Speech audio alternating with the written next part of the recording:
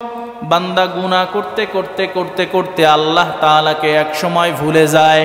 দেখবেন শয়তান ওয়াসওয়াসা দিয়া বান্দাকে এমন হালাত এমন পরিস্থিতির মধ্যে নেয়, সর্বপ্রথম বান্দা 5 ওয়াক্ত নামাজ সারিয়া দেয়, শুধু জুমার নামাজ আদায় করে। এরপরেও জুমাটাও আস্তে আস্তে ছেড়ে দেয়, 2 ঈদের নামাজ আদায় করে। এরকম করতে করতে বান্দা এক সময় আল্লাহ তাআলা তার মালিক তার রব কি নিজে ভুলে যায়। অনেক সময় আজান হয়, শয়তান আগামীর চক্করে ফালাইয়া বলে এই তো মাত্র আজান হইছে, মসজিদে এখনো তো 15 মিনিট জামাতের বাকি, থাক একটু আড্ডা দে। এবার আড্ডায় লিপ্ত হয়, হঠাৎ করে ঘড়ির দিকে তাকাইয়া দেখে জামাতের সময় শেষ। এবার শয়তান বলে জামাত তো গেছে, একা একা পরে বাড়ি যাবি, একা একা বাড়ি যাইয়া পইরে ঘুমাবি। যখন বাড়ির দিকে রওনা দেয়, মসজিদের সামনে থেকে আবার শয়তান ধোঁকা দেয়, আজকের এশার নামাজটা তো তোর গেছে, আজকে আর পড়ার প্রয়োজন নাই, ফজর থেকে নামাজ ধরবি, আজকে বাড়ি যা। এশার নামাজ চলে গেছে, বাড়ি গিয়া ঘুমাইছে, ফজরের সময় নিয়ত করছে নামাজে আসবে। শয়তান আবার আগামীর চক্কর ফালাইয়া বলে আজকে দেখো না তোর ঘুমটা তো আজকে ক্লিয়ার হয় নাই, শীতটা বড় বেশি পড়ছে, এই ল্যাপ কম্বল ফালাইয়া কেমনে তুই মসজিদে যাবি, আজকে ফজরে যাওয়ার তোর দরকার নাই, তুই জোহর থেকে নামাজ আদায় করবি, জোহরের সময় রোদ উঠবে, সুন্দর করে গোসল কইরা নামাজ আদায় করবি। ফজর ঘুমায়া কাটাইয়া দিল। এরপরে জোহরের সময় কয় এই তো কাজকর্ম করতেছ, একটু পরে গেলেই তো হয়, এখনো তো নামাজের আধা ঘন্টা বাকি, মাত্র আজান দিল।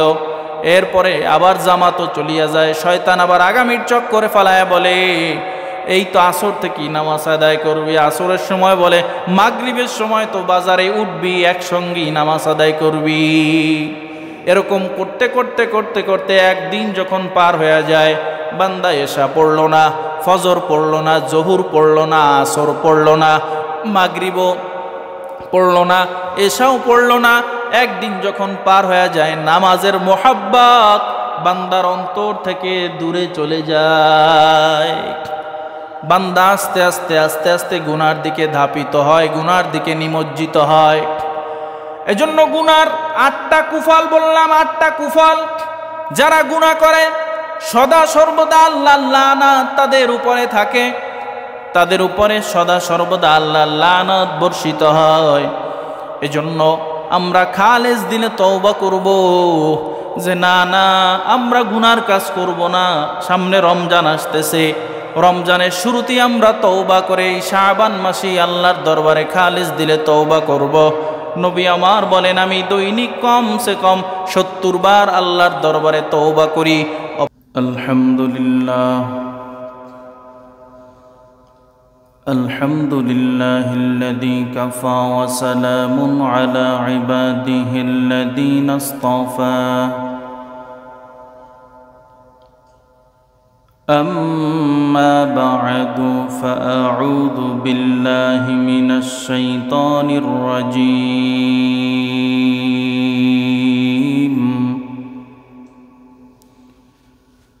بسم الله الرحمن الرحيم.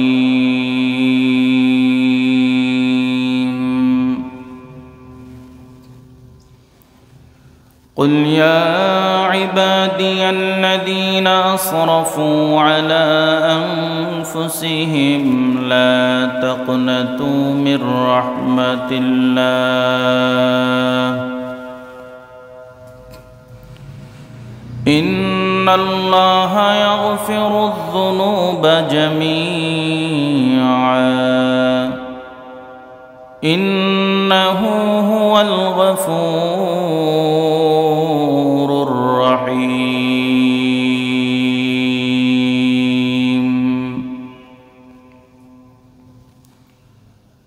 وقال النبي صلى الله عليه وآله وسلم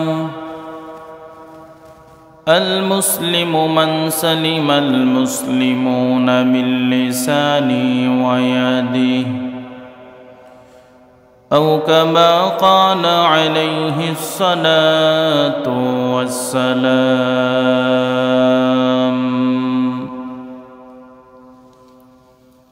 صدق الله مولانا العظيم وصدق رسوله النبي الأمي الكريم، ونحن على ذلك من الشاهدين والشاكرين والذاكرين،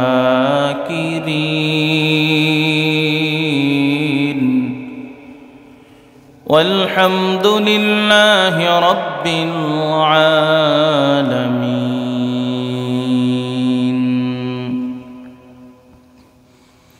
اللهم صل على محمد وعلى آل محمد كما صليت على إبراهيم وعلى آل إبراهيم إنك حميد مجيد. اللهم بارك على محمد وعلى آل محمد كما باركت على إبراهيم وعلى آل إبراهيم إنك حميد مجيد. بلغ العلا بكماله كشف الدجى بجماله حسنت جميع خصاله صلوا عليه وآله. لا إله إلا الله لا إله إلا الله لا إله إلا الله لا إله إلا الله لا إله إلا الله لا إله إلا الله لا إله إلا الله لا إله إلا الله لا إله إلا الله لا إله إلا الله لا إله إلا الله لا إله إلا الله لا إله إلا الله لا إله إلا الله لا إله إلا الله لا إله إلا الله محمد رسول الله صلى الله عليه وسلم. سبحانك لا علم لنا إلا ما علمتنا إنك أنت العليم الحكيم. قال رب اشرح لي صدري ويسر لي أمري واحلل عقدة من لساني يفقهوا قولي.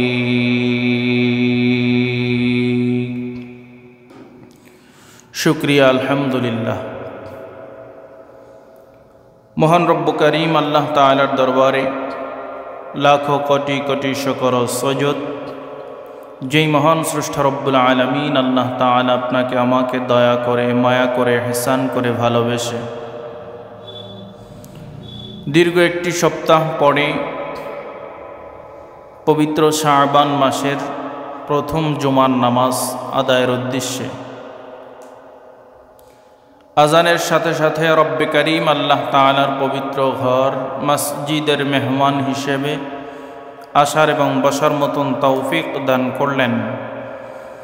এজন্য সেই মহান স্রষ্টা রব্বুল আলামিন আল্লাহ তাবারক ওয়া তাআলার দরবারে আমরা সকলেই প্রাণ খুলে শুকর আদায় করি, আলহামদুলিল্লাহ। প্রিয় হাজিরিন,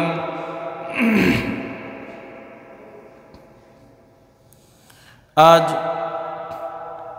শাবান মাসের প্রথম জুমা 7ই শাবান। আগামী কয়েক সপ্তাহ, 2-3 সপ্তাহ পরই পবিত্র রমজানের আগমন হবে। আগামী শুক্রবার দিবাগত রাতে লাইলাতুল বারাত বা শবে বরাত অনুষ্ঠিত হবে। তো রমজান আমাদের সামনে সমাগত। এই রমজান আসার পূর্বে আমাদের কিছু কাজ আছে, ইমানদারের কিছু কাজ আছে। যারা আল্লাহর উপর ঈমান এনেছে, আমানতু বিল্লাহ, রব মালিক আল্লাহর উপরে যারা ঈমান এনেছে, ঈমানদারের জন্য কিছু কাজ আছে, কর্ম আছে। ঈমানদার এই শাবান মাসে বেশি বেশি পরিমাণে নফল রোজা রাখবে। কেন? বলে রমজানের প্রস্তুতি সে গ্রহণ করতেছে। ঈমানদার এই শাবান মাসে বেশি বেশি পরিমাণে আল্লাহর দরবারে তওবা করবে। কারণ এ দুনিয়াটা ক্ষণস্থায়ী, চিরদিন থাকার জন্য আমরা কেউ আসিনি। চিরদিনে ধরাতে আমরা কেউ থাকতে পারবও না। আমাদের পূর্বপুরুষ যারা ছিল কেউ থাকতে পারে নাই। আমাদের ঠিকানাও ওই অন্ধকার ঘর, কবরে। দুনিয়ার টাকা পয়সা সম্পদ যা কিছু নিয়েই আমরা বরত্ব আর গৌরব আর অহংকার করি না কেন, সর্বশেষে আমাদের সব থেকে সর্বশেষে ঠিকানা হবে 3.5 হাত মাটির ঘর। যাদের ভালোবাসায় আমরা দুনিয়ায় পাগল, যাদের জন্য আমরা অর্থ সম্পদ টাকা পয়সা রেখে যেতে চাই, তারা ওই শেষ সম্বল 3টা টুকরা মাটির চাকা দিয়া বলবে, মিনহা খলাকনাকুম অফিহা নুঈদুকুম ওয়া মিনহা নুখরিজুকুম তারাতান উখরা। এই শেষ ঠিকানা, শেষ হাদিয়াই হবে 3টা টুকরা মাটির চাকা। এজন্য যারা দাবি করবে ঈমানদার, তাদের এই মাসে কাজ আছে। যারা বলবে আমরা ঈমানদার না, তাদের উপরে রোজাও ফরজ না। আল্লাহ রমজানের ফরজের বিধান নাজিলের ক্ষেত্রে শুরুতেই রব্বে করিম আল্লাহ তাআলা পার্থক্য করে ডাক দিয়েছেন, ইয়া আইয়ুহাল্লাযীনা আমানু কুতিবা আলাইকুমুস সিয়াম। যারা ঈমানদার তাদের উপরই এই রোজা ফরজ। সুতরাং যারা ঈমানদার তাদের এই শাবান মাসে কাজ আছে, করণীয় আছে। করণীয় কি? এই শাবান মাসে বেশি বেশি পরিমাণে তওবা করে বান্দা গুনাহ থেকে হেফাজতে থাকবে, ফিরে থাকবে, গুনার কাজ করবে না, মাসুম হয়ে রমজানের মধ্যে প্রবেশ করবে। রমাজানের ইবাদত বন্দিগিতে বান্দা যেন মজা পায়, স্বাদ পায়, এজন্য অগ্রিম প্রস্তুতি গ্রহণ করে, রবের কাছ থেকে তওবা করে নিজের জীবনের কৃতকর্ম, ভুল, অন্যায়, গুনাহ সব থেকে রবের কাছে পানা চেয়ে বেশি বেশি ইস্তেগফার করবে, বেশি বেশি তওবা করবে। রব্বে করিম আল্লাহ তাআলা বলেন,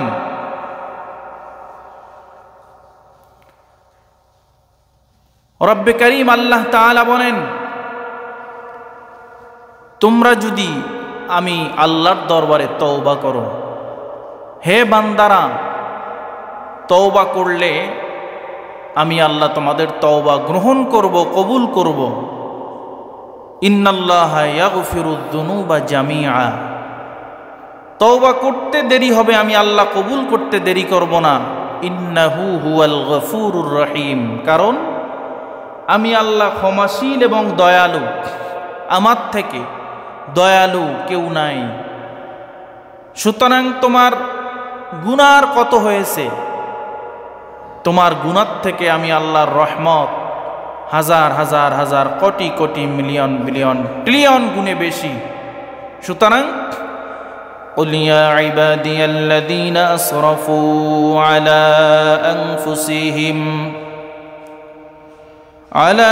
أنفسهم لا تقنطوا من رحمة الله إن الله يغفر الذنوب جميعا إنه هو الغفور الرحيم। রব্বে করিমের এই আয়াতখানা, পবিত্র কুরআনুল করিমের এই আয়াতখানা বাইতুল্লাহ কাবা শরীফের গিলাপের মধ্যেও স্বর্ণ অক্ষরে লেখা হয়।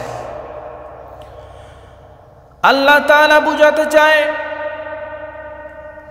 দুনিয়ার বান্দা বান্দিরা যাদেরকে আল্লাহ তাআলা দুনিয়ায় ইনসান হিসেবে পাঠাইছেন, যাদেরকে রব মালিক আল্লাহ তার গোলাম হিসাবে পাঠাইছেন, এই সমস্ত গোলাম, এই সমস্ত বান্দা এবং বান্দিরা রব মালিক আল্লাহ তাআলার উপরে যারা ঈমান এনেছে, যারা ঈমান আনে নাই, যারা কালো, যারা সাদা, যারা লম্বা, যারা খাটো, এই সমস্ত কোনো বান্দাদেরকে আল্লাহ তাআলা পার্থক্য না করে কুল ইয়া ইবাদ, হে আমার বান্দা বান্দিরা, সমস্ত বান্দা বান্দিদেরকে আল্লাহ তাআলা উদ্দেশ্য করে বলেছেন।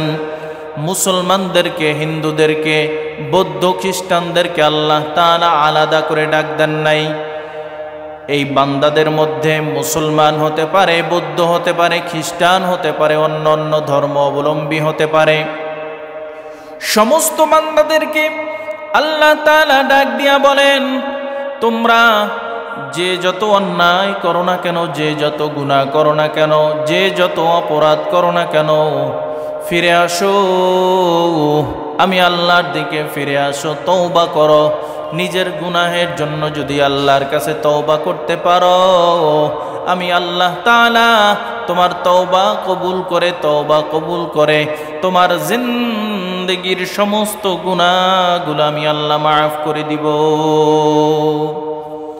এজন্য কোনো বিধর্মী যদি কালেমা পড়ে মুসলমান হয়ে যায়, কোনো হিন্দু যদি কালেমা পড়ে মুসলমান হয়ে যায়, কোনো খ্রিস্টান যদি কালেমা পড়ে মুসলমান হয়ে যায়, ওই ইয়াহুদি, ওই বৌদ্ধ, ওই খ্রিস্টান, ওই হিন্দু মানুষ কালেমা পড়ে মুসলমান হতে দেরি হয়, আল্লাহ তাআলা তার গোটা জিন্দেগীর পিছনের সমস্ত জিন্দেগীর ভুল, অন্যায়, গুনাহগুলো আল্লাহ মাফ করতে দেরি করে না। ভাইরা আমার, এই শাবান মাসে আল্লাহর দরবারে আমরা কেন তওবা করব? আল্লাহর দরবারে খালিস দিলে কেন তওবা করব? গুনার জন্য কেন তওবা করব? গুনার থেকে কেন ফিরে থাকব? মুহাদ্দিস মুফাসসিরিন ইকরামগণ বলেন, এই গুনাহের অনেকগুলো ক্ষতি আছে। ক্ষতি, গুনাহ করলে বান্দা অনেক ক্ষতির সম্মুখীন হয়। এর মধ্যে প্রথম নাম্বার ক্ষতি হলো গুনাহ করলে আল্লাহ তাআলা ওই বান্দার উপরে লানত দেয়, লানত দেয়, লানত। যে বান্দা গুনাহে নিমজ্জিত হয় আল্লাহর পক্ষ থেকে ওই বান্দার উপরে লানত চলে আসে। জোরে কন্যা আউযুবিল্লাহ। রাসূলুল্লাহ সাল্লাল্লাহু আলাইহি ওয়াসাল্লাম বলেন, ওই ব্যক্তির উপরে আল্লাহ তাআলার লানত, যেই ব্যক্তি আল্লাহ ছাড়া অন্য কারো নামে পশু জবেহ করে, ওই ব্যক্তির উপরে আল্লাহ তাআলার লানত। যেই ব্যক্তি আল্লাহ ছাড়া অন্য কারো নামে পশু জবেহ করে, হিন্দুরা পশু জবেহ করে, আল্লাহর নামে জবেহ করে না, বরং এক কোপে তারা ছাগলকে হত্যা করে ফেলে। আমরা জবেহ করি আল্লাহর নামে, কোরবানি দেই আল্লাহর নামে, হাঁস জবেহ করি আল্লাহর নামে, মুরগি জবেহ করি আল্লাহর নামে। আল্লাহর পয়গম্বর বলেন ওই ব্যক্তির উপরে লানত, যেই ব্যক্তি আল্লাহ তাআলার নাম ব্যতীত অন্য কোনো নামে পশু জবেহ করে। 2 নাম্বার, ওই ব্যক্তির উপরে আল্লাহ তাআলার লানত, যেই ব্যক্তি অন্যের জায়গা জমি দখল করে খায়, নিজের জমির চিহ্ন অন্যের জমির মধ্যে নিয়ে বসায়, ওই ব্যক্তির উপরে আল্লাহ তাআলার লানত। ভাইরা আমার, আপনার আমার এই সমাজের মধ্যে এই রোগের কোনো শেষ নাই। আমরা ফজরের নামাজ পড়া জমিনের মধ্যে নাইমা নিজের আইলটাকে কেটে কেটে নিজের জমিটাকে বাড়াইতে দেরি করি না। এই রোগের মানুষের অভাব নাই। বাইতুল্লাহ জিয়ারত করে আসছেন, নামের শুরুতে আলহাজ লাগাইছে, কিন্তু অন্যের জমি দখল করে খায়। নবী বলেন ওই ব্যক্তির উপরে আল্লাহর লানত। নবীজি সাল্লাল্লাহু আলাইহি ওয়াসাল্লাম অপর এক হাদিসের মধ্যে বলেন, ইমানদার, তোমরা যদি দুনিয়ার জমিনে অন্য কারো জায়গা এক চিমটি পরিমাণ দখল করে খাও, ভোগ দখল করো অন্যায়ভাবে, তাহলে একটা এই যে জমিন দেখতেছেন, আমরা দেখা যায় 1% জায়গা আমরা ভক্ষণ করি, একটা মাটির চাকা উঠাই, অথবা 1 ফুট ধরে একটা মাটির চাকা উঠাই, 1 ফুট উপর থেকে উঠাইলাম, নিচে মনে করেন 1 ফুট উঠাইলাম, কিন্তু এই জমিনটা তো এতটুকুন না। মুহাদ্দিস মুফাসসিরিন ইকরামগণ বলেন এই জমিনটার পুরুত্ব হলো দ্রুতগামী একটা ঘোড়া যদি 500 বছর পর্যন্ত দৌড়ায়, এই 500 বছর পর্যন্ত দৌড়াইলেও এই জমিনের পুরুত্ব দৌড়ায়া শেষ করতে পারবে না। কেউ যদি 1 চিমটি পরিমাণ অন্যায়ভাবে কারো জায়গা জমিন দখল করে খায়, তাহলে ওই জমিনের যত পুরুত্ব এই পুরুত্ব পরিমাণ ওই জায়গাটুকুন কিয়ামতের ময়দানে তার ঘাড়ের উপরে, তার মাথার উপরে আল্লাহ উঠাইয়া দিবে। আমরা তো শতাংশে অপরের জমি দখল করে খাই।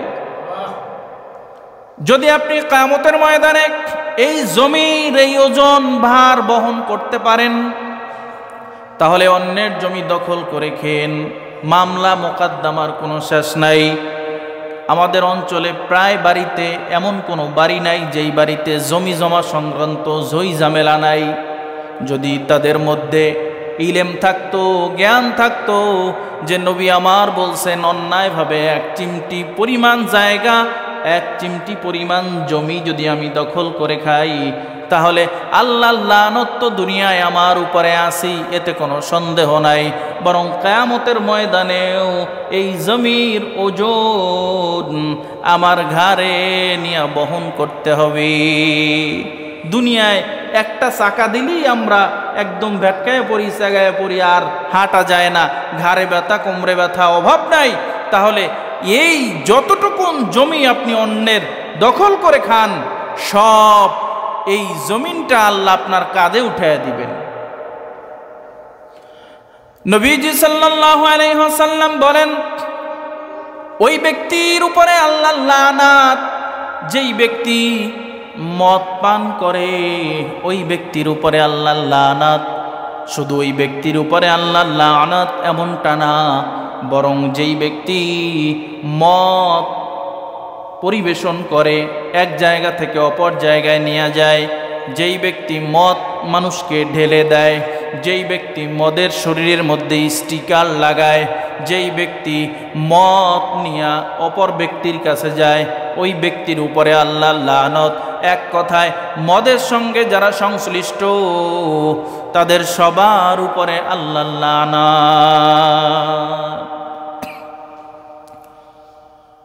এজন্য যারা গুনাহ করে গুনাহগারের উপরে আল্লাহ তাআলার লানত হয়, গুনাহগারের উপরে আল্লাহ তাআলার লানত। গুনাহের এক নাম্বার ক্ষতি হলো আল্লাহ তাআলার লানত তার উপরে সদা সর্বদা নিমজ্জিত হয়। 2 নাম্বার গুনার ক্ষতি হলো যারা সদা সর্বদা গুনার মধ্যে নিমজ্জিত থাকে, আল্লাহ তাআলা দুনিয়ায় ওই একই গুনাহ বারবার করার কারণে, বারবার একই গুনাহ করার কারণে আল্লাহ তাআলা দুনিয়ায় তাদেরকে অপমানিত করে, দুনিয়ায় তাদেরকে অপদস্থ করে।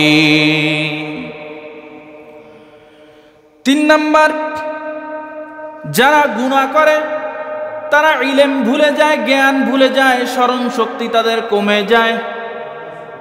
গুনার ফলে তাদের স্মরণ শক্তি থাকে না, গুনার কারণে তাদের স্মরণ শক্তি কমে যায়। 4 নাম্বার গুনাহের কুফল হলো যারা গুনাহ করে তাদের অন্তরের মধ্যে ইলম থাকে না, কোরআনের ইলম থাকে না, হাদিসের ইলম থাকে না, কোরআনের জ্ঞান থাকে না, হাদিসের জ্ঞান থাকে না। ভাইরা আমার, দেখবেন আমাদের অঞ্চলেও বা আশেপাশে তাকাইলে দেখবেন অনেকে হেফজও কমপ্লিট করে আসছে, হাফেজ হয়েছে, প্যান্ট শার্ট পরে হাঁটে, নামাজের ধারে কাছেও নাই। যার সিনার মধ্যে 30 পারা কোরআনুল কারীম মুখস্থ ছিল, যার সিনার মধ্যে ছিল আল্লাহর 30 পারা কোরআন, গুনাহ করার কারণে তার অন্তর থেকে আল্লাহ তাআলা এই কোরআনের ইলমকে উঠায় নেয়। নবী আমার বলেন, আল ইলমু নূরুন, ইলম হলো, জ্ঞান হলো আলো। আল কুফরু যুলমাতুন, কুফর হলো অন্ধকার। এক কথায় সওয়াব নেকের কাজ করা হলো আলো, আর গুনার কাজ করা হলো অন্ধকার। আলো আর অন্ধকার একসঙ্গে বসবাস করতে পারে না।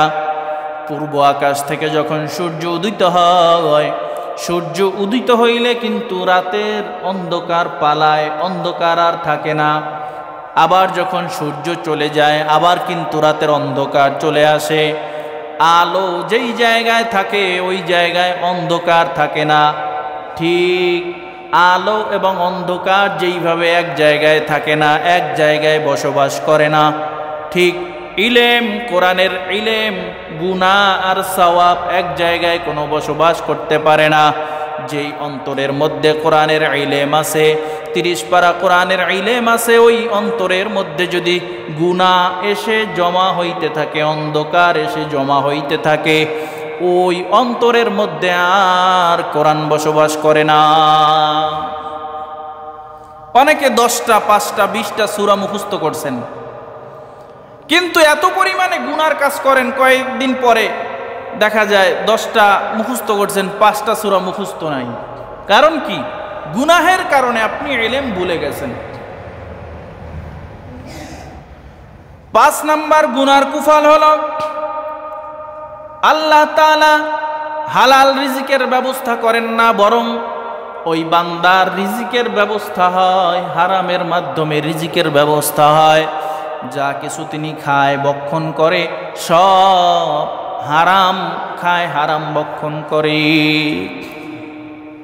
গুনাহ করার ফলে রিজিক আল্লাহ খাওয়ায় ঠিক, কিন্তু হালাল রিজিক না।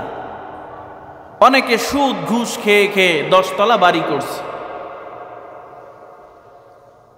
আবার যুক্তি দেয় আল্লাহই তো আমাদেরকে দিচ্ছে।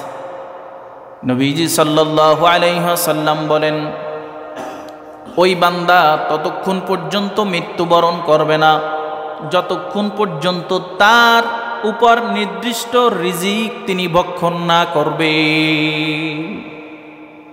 আপনার উপরে আপনি দুনিয়ায় আসার সাথে সাথে আল্লাহ তাআলা আপনার রিজিকের ব্যবস্থা করছেন, তবে এই রিজিকটা হালালভাবে আপনি তালাশ করেন, আজ না হয় কাল অবশ্যই আল্লাহ আপনাকে দিবেন। নবী বলছেন যে আপনার এই রিজিকগুলো সব খাওয়া শেষ না হওয়া পর্যন্ত আল্লাহ আপনাকে মৃত্যু দিবে না। বোঝা গেল আপনি 10 তলা বাড়ির মালিক হতে পারতেন, ধৈর্য ধারণ করলে, সবর এখতিয়ার করলে 10 বছর পর হইতেন, কিন্তু না, সুদ ঘুষ খেয়ে হারাম খেয়ে 10 তলা বাড়ির মালিক হয়েছেন ঠিক, কিন্তু হালাল ভাবে না, হারাম ভাবে এই বাড়ির মালিক হয়েছেন। এই জন্য গুনাহ করলে আল্লাহ তাআলা হালাল রিজিকের ব্যবস্থা করে না, হারাম রিজিকের ব্যবস্থা আল্লাহ করে দেয়। 6 নম্বর গুনার কুফল হলো, বান্দা যদি গুনাহ করে তাহলে মানুষকে আল্লাহ তাআলা দুনিয়াতে ওই গুনাহগার বান্দাকে আল্লাহ নিঃস্ব বানায় দেয়, নিঃস্ব বানায় দেয়। আপনারা কারুনের নাম শুনেছেন। এই কারুন নবী মূসা আলাইহিস সালাতু ওয়াস সালামের জবানের একজন মানুষ। নবী মূসা আলাইহিস সালাতু ওয়াস সালাম কারুনকে বলল, কারুন, আল্লাহ তাআলা তোমাকে ধন সম্পদ দান করছেন, এই ধন সম্পদ থেকে তুমি আল্লাহর রাস্তায় দান করো, আল্লাহর রাস্তায় খরচ করো। কারুন অহংকার করে বলছে, না না, আমি আমার ইলমের কারণে, আমি আমার জ্ঞানের কারণে এই ধন সম্পদের মালিক হয়েছি।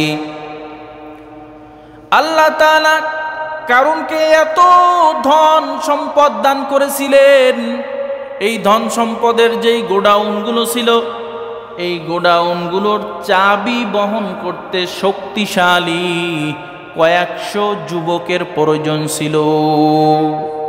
আমাদের অঞ্চলে যত বড় ব্যবসায়ী হোক না কেন, একটা ব্যাগের মধ্যে অনেকগুলো চাবি নিয়ে চলে যাইতে পারে।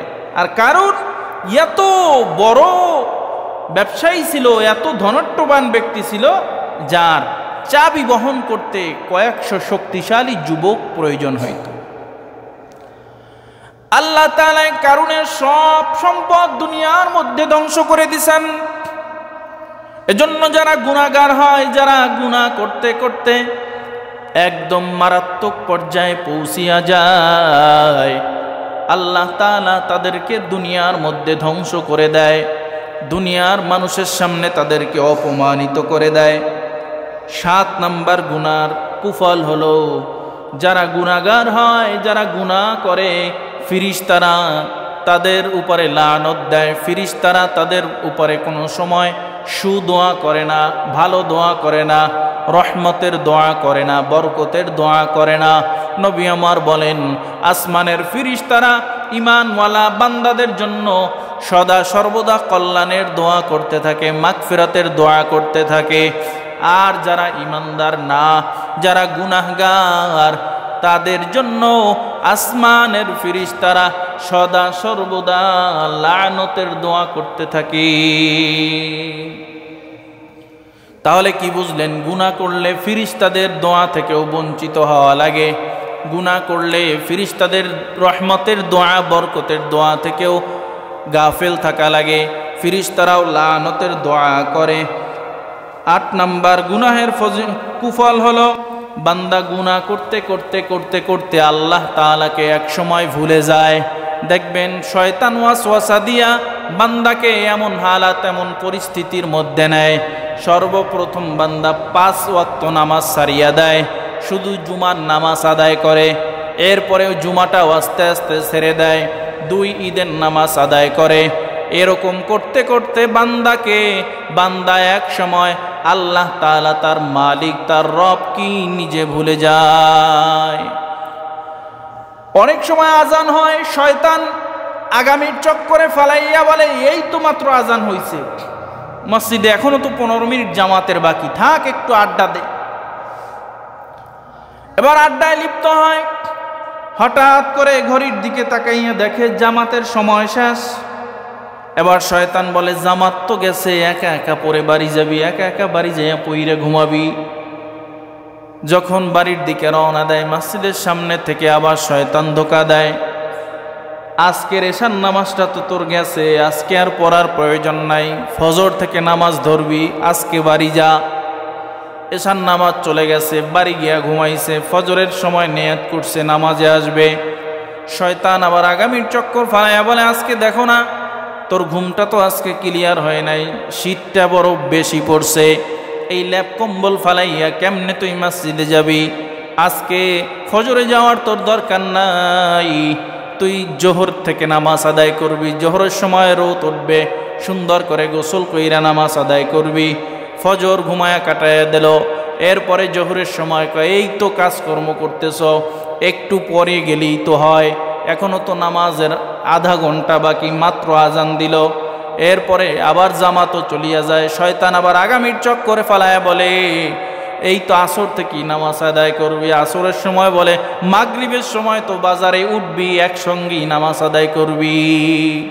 এরকম করতে করতে করতে করতে একদিন যখন পার হয়ে যায়, বান্দা এশা পড়ল না, ফজর পড়ল না, জহুর পড়ল না, আসর পড়ল না, মাগরিবও পড়ল না, এশাও পড়ল না।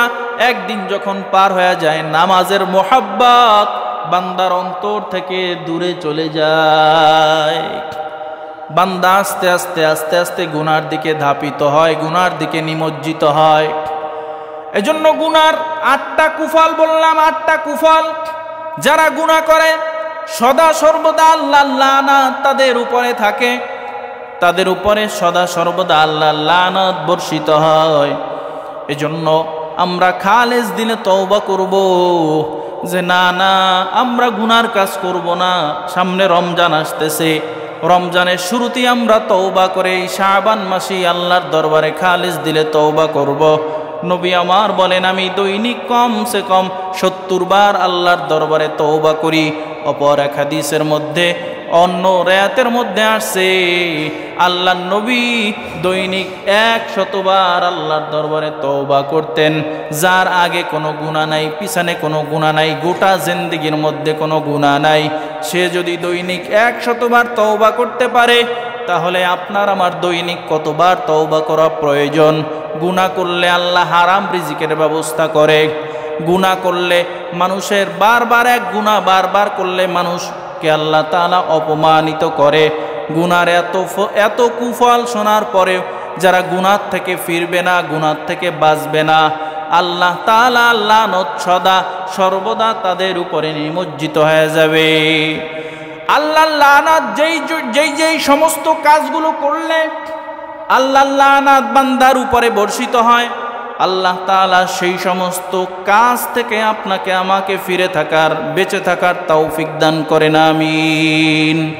ভাইরা আমার, আজ 7ই ফেব্রুয়ারি, আগামী শুক্রবার 14ই ফেব্রুয়ারি, ওই দিন দিবাগত রাতে শবে বরাত, লাইলাতুল বরাত। আর 14ই ফেব্রুয়ারি আমাদের বাংলাদেশ সহ মাত্র কয়েকটা দেশে একটা দিবস চালু আছে, যেটাকে বলা হয় বিশ্ব ভালোবাসা দিবস। আমরা বলি বিশ্ব বেহায়া দিবস, কারণ যারা এই বিশ্ব বেহায়া দিবসের ইতিহাস যারা জানে না, তারা এই বিশ্ব ভালোবাসা দিবস তারা পালন করে অনেক যুগ আগে, প্রায় এখন তো 2025, 225 অথবা 250 সালের দিকে পশ্চিমা বিশ্বে সভ্যতা বলতে তো কিছু ছিল না। তখন খ্রিস্টানরা, বর্তমানেও খ্রিস্টানদের অবস্থা এমন, আমরা তো বিবাহ ছাড়া অন্য মেয়ের দিকে তাকানো ইসলাম হারাম বলে। আর তারা বিবাহ তো দূরের কথা, তাদের সভ্যতায় এখনো আছে, ওই সময়ে ছিল যে যাকে খুশি তাকে নিয়ে রাত কাটানো যায়। এক সময় একাধিক মেয়ের সঙ্গে রাত কাটানো যায়। তো ওই সময় আপনার তাদের ভাষায় বলা হয় সেন্ট, ধর্মযাজক, ধর্মগুরু। আমরা যেভাবে ইসলাম ধর্মের যারা হুজুর, এদেরকে বুজুর্গ মনে করেন, ধর্মগুরু মনে করেন, ঠিক ওই সেন্ট খ্রিস্টান ধর্মের ধর্মগুরু। বাংলাদেশের যে সেন্ট মার্টিন আছে, এটা ওই খ্রিস্টানদের এক ধর্মগুরুর নামে নাম। তো এরকম ওই সেন্ট, সে যা খুশি তা করে, ধর্মগুরু। সে বিভিন্ন মেয়ের সঙ্গে এভাবে রাত কাটায়, বেহায়াপনা করে। তো ওই যুগের খ্রিস্টান বাদশা হলেও মোটামুটি তিনি সামাজিক ছিল। তিনি চিন্তা করল যে অমুক ধর্মগুরু এরকম বেহায়াপনা করে, অশ্লীলতা করে, তাকে জেলখানায় জেল হাজতে বন্দি করল। জেল হাজতে বন্দি করার পরে ওই জেলের যিনি কর্মকর্তা ছিলেন তার একটা মেয়ে ছিল কানা, চোখে দেখে না। আর ওই যে সেন্ট, ওই যে ধর্মগুরু যাকে জেলখানায় আবদ্ধ করছে, বন্দি করছে, তিনি আবার ডাক্তারও ছিলেন। তো ওই জেলখানার কর্মকর্তা তার সঙ্গে এক সময় আলাপ হতে হতে তিনি বললেন যে আমার মেয়ে অন্ধ, চোখে দেখে না। এখন ওই সেন্ট যে ধর্মগুরু, তার নাম ছিল, বিভিন্ন জন বিভিন্নভাবে ব্যাখ্যা করেছে, তার নাম ছিল ভ্যালেন্টাইন। তার সঙ্গে আলাপ করার পরে বলে নিয়ে আসেন, আমার এখানে কিছুদিন রাখেন। কিছুদিন রাখলো, তিনি আস্তে আস্তে চিকিৎসা করলো, মেয়ে আস্তে আস্তে অল্প অল্প চোখে দেখা শুরু করলো। যখন অল্প চোখে দেখা শুরু করলো তখন ওই ভ্যালেন্টাইন তিনি ওই মেয়ের সঙ্গে আবার কুকর্ম করল। বাদশা যখন শুনছে যে জেলখানায় বসে আবার তিনি এই একই কাজ করছে, বাদশা তাকে ফাঁসি দিয়ে দিছে। ফাঁসি দিছে কোন দিন? 14ই ফেব্রুয়ারি। এরকম আস্তে আস্তে যাইতে যাইতে আবার 200 বছর পার হয়ে গেছে। তখন ওই ভ্যালেন্টাইনের মতো একজন আবার ধর্মগুরু আসলো। আসার পরে তিনি চিন্তা করলো, ইতিহাস জানলো যে 200 বছর আগে আমার মতো একজন ছিল, তিনিও ধর্মগুরু। তো তাহলে তাকে 14ই ফেব্রুয়ারি ফাঁসি দেওয়া হয়েছে, তার কুকর্মের কারণে এখন এই দিবসটা একটু পালন করা দরকার। তার ফাঁসির প্রায় 200 বছর পরে এসে তিনি নাম দিল ভ্যালেন্টাইন ডে, বিশ্ব, বর্তমানের ভাষায় বিশ্ব ভালোবাসা দিবস। আচ্ছা, এই যে ভালোবাসা, এটা কি ভালো শব্দ না খারাপ শব্দ? ভালো শব্দ। খান সাহেব কইছে কিন্তু যে খারাপ শব্দ। কারণ কি? এই ভালোবাসাটা এমন অপাত্রে ব্যবহার হয়েছে যার কারণে এই ভালোটা খারাপ হয়ে গেছে। আচ্ছা, এখন আমি যদি বলি আমি আমার মাকে ভালোবাসি, তাহলে বর্তমান সমাজে এটা একটা লজ্জার কথা হয়। কি কয়? মা রে ভালোবাসে। আমি যদি বলি আমি আমার বাবাকে ভালোবাসি, তাহলে এটা একটা লজ্জার কথা হয়। আর আমি যদি বলি আমি অমুক মেয়েরে ভালোবাসি, এটা হয় গর্বের। তাহলে কি বুঝলেন? একজন চরিত্রহীন লম্পট, তাকে ফাঁসি দেওয়ার দিবস হলো এই 14ই ফেব্রুয়ারি। আর এই 14ই ফেব্রুয়ারি আমরা একটা ফুলের যে দাম দেই, কত দাম, কারে দিব? এই ফুলটা নিয়ে অমুক মেয়েরে দিব। সম্পূর্ণ একটা হারাম সম্পর্ক। আপনার যদি ভালোবাসতে মনে চায়, মাকে ভালোবাসেন, বাবাকে ভালোবাসেন। মা একটা কথা বললে তা পাত্তা দেওয়ার সময় নাই। ওই গার্লফ্রেন্ড বলছে, সাথে সাথে রাত 12টা বাজলেও ওই কাজটা করতে আমরা রাজি, যারা যুবক আছে। আর বুড়ারা তো গার্লফ্রেন্ড বলতে কি এগুলোই বুঝবে না। হাসার বিষয় না। যদি আপনি এই 14ই ফেব্রুয়ারি পালন করেন, বিশ্ব এই বেহায়া দিবস পালন করেন, তাহলে মনে করব যে আপনার ওই যে ভ্যালেন্টাইন একটা চরিত্রহীন লম্পট একটা মানুষ ছিল, তার ফাঁসির দিবসকে কেন্দ্র করে যে এই ভ্যালেন্টাইন দিবস 14ই ফেব্রুয়ারি, তাহলে আপনি মনে হয় তার অনুসারী, আপনিও মনে হয় চরিত্রহীন লম্পট। কারণ কোনো ভালো মানুষ এই ভালোবাসা দিবস পালন করতে পারে না। হ্যাঁ, এবছর আমরা ভালোবাসা দিবস পালন করব 14ই ফেব্রুয়ারি শবে বরাতের ইবাদতের মাধ্যমে। কোনো কুকর্ম আমার মাধ্যমে যেন না হয়, আমার ছেলে সন্তানের মাধ্যমে যেন না হয়। দেখেন, আমরা বিভিন্ন দিবস পালন করি, কিন্তু এই দিবসটা কোথার থেকে আসলো, কাদের দিবস, কিসের দিবস? ইসলামে দিবস তো আল্লাহ তাআলা আপনাকে অনেকগুলো দিছেন। এই শবে বরাতের দিবস আপনি পালন করবেন। এরপরে রোজায় 30 রাত, 30 দিন, 30টা দিবস আছে।